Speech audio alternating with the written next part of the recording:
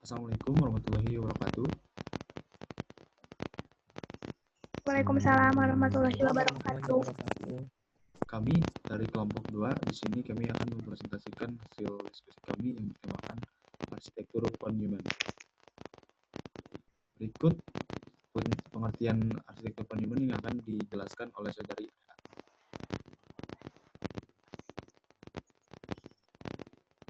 Arsitektur monumen. Arsitektur monumen merupakan arsitektur yang diciptakan oleh John von Neumann. Nama von Neumann sendiri diambil dari namanya, karena dialah yang pertama kali mempublikasikan konsep tersebut. Arsitektur komputer ini banyak digunakan di sebagian besar sistem komputer non-paralel seperti komputer rumahan dan notebook.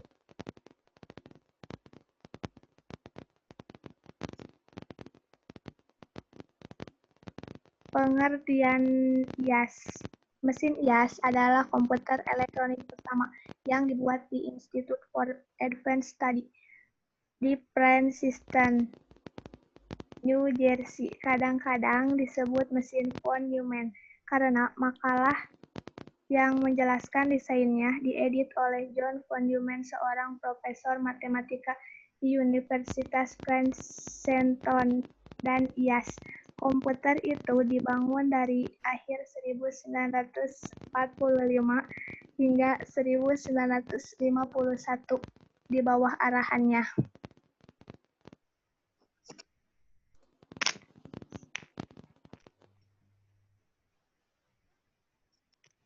Berikut struktur komputer IAS.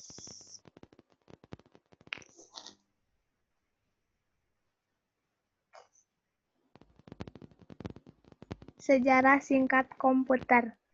ENIAC atau Electronic Numerical Integrator and Computer dirancang dan dibangun di University of Pennsylvania. Adalah komputer digital elektronik serbaguna pertama di dunia. Proyek tersebut merupakan tanggapan atau kebutuhan Amerika Serikat selama Perang Dunia Kedua. Laboratorium Penelitian Balistik Angkatan Darat atau BRL, sebuah lembaga bertanggung jawab untuk mengembangkan tabel jangkauan dan lintasan untuk senjata baru, kesulitan menyediakan tabel ini secara akurat dan dalam jangka waktu yang wajar. Tanpa meja tembak ini, senjata dan artileri baru tidak akan berguna bagi penembak. BRL memperkerjakan lebih dari 200 orang yang memecahkan masalah menggunakan kalkulator desktop persamaan balistik yang diperlukan. Persiapan tabel untuk satu senjata akan memakan waktu satu orang berjam-jam, bahkan berhari-hari.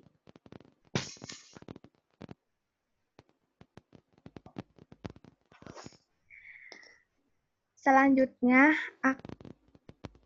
yang akan disampaikan oleh saudara Fabio. Rangkaian arsitektur von Neumann. Di sini ada 4. Yang pertama ada masukan input, yang kedua pemroses atau CPU, yang ketiga ada penyimpanan atau memori, dan yang keempat ada keluaran atau output. Yang pertama, masukan atau input. Rangka memiliki fungsi sebagai media untuk memasukkan data ke dalam prosesor untuk diolah guna menghasilkan informasi yang diperlukan. Input device atau perangkat masukan yang umumnya digunakan personal komputer adalah keyboard dan mouse. Keyboard dan mouse adalah unit yang menghubungkan user dengan komputer.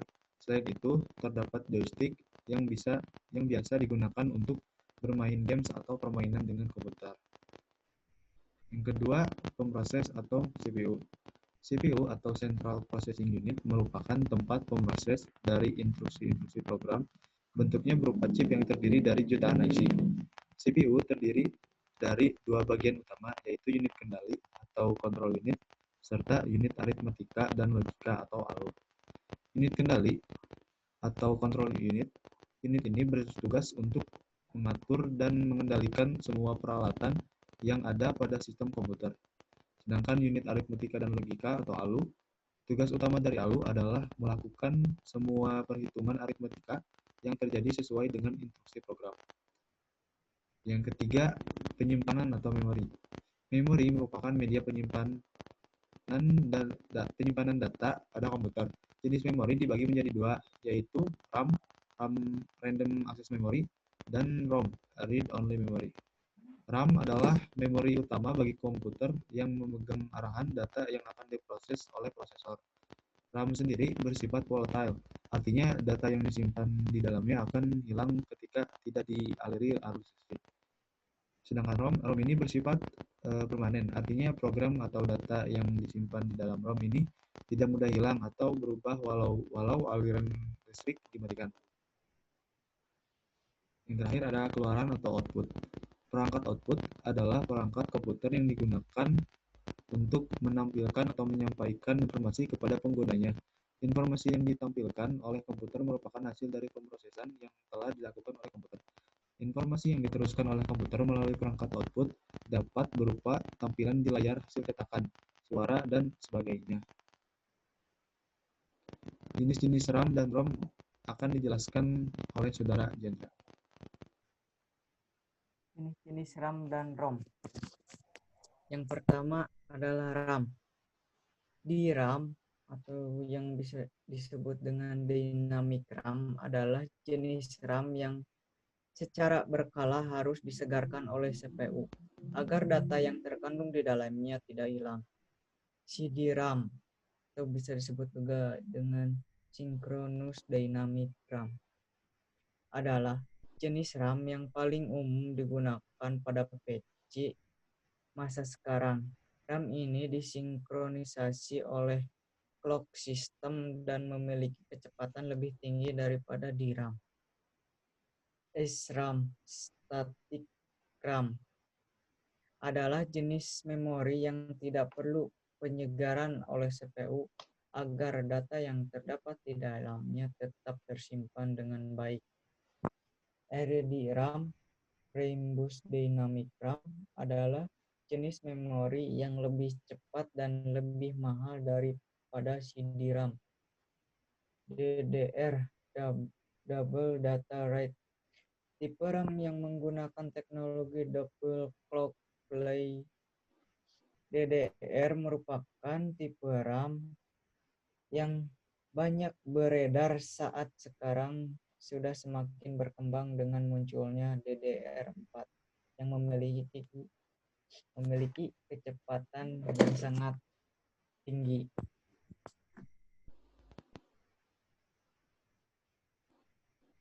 Yang kedua, jenis-jenis ROM.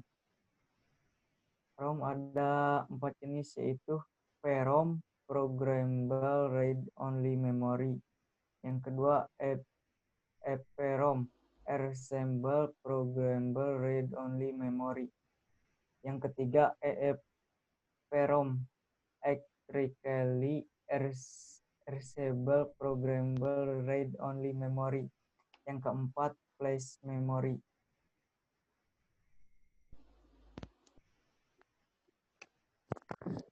Perangkat output. Yang pertama, monitor. Monitor merupakan salah satu perangkat keras atau hardware yang digunakan sebagai penampilan output video daripada sebuah komputer. Printer. Yang kedua, printer. Printer adalah perangkat output yang digunakan untuk menghasilkan cetakan dari komputer ke dalam bentuk kertas. Yang ketiga, speaker. Speaker adalah perangkat keras untuk menghasilkan suara. Jenis lain dari speaker adalah headset atau earphone.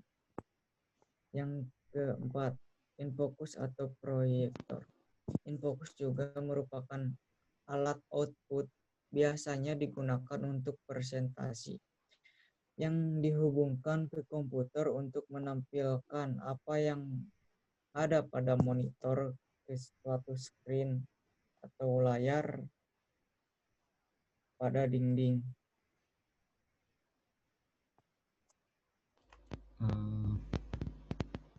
Sekian presentasi dari kami. Mohon maaf bila banyak kesalahan. Wabillahi taufiq wal hidayah. Wassalamualaikum warahmatullahi wabarakatuh. Waalaikumsalam warahmatullahi wabarakatuh. wabarakatuh.